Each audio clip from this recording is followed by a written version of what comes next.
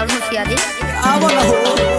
अरे आव हो रानी से जरिया हो सटी के सूत बजरिया हो छुए नहीं दे जइसे लागे भइल हानि बा छुए नहीं दे जइसे लागे भइल हानि बा ऐसे काहे करे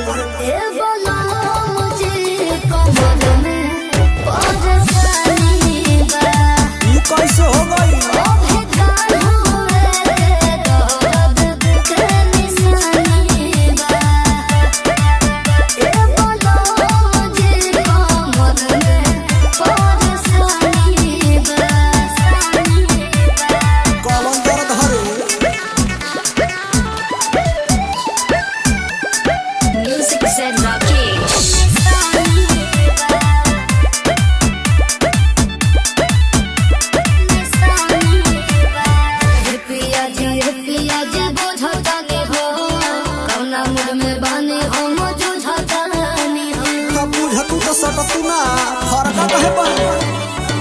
पिया जी बुझतानी हो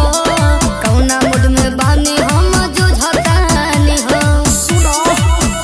हट बुझ मजबूरिया हमारी धनिया काहे खातिर मिलल बाजवनिया अपने मरद से हो गया न कहानी बा अपने मरद से हो गया न कहानी बा ए बोलो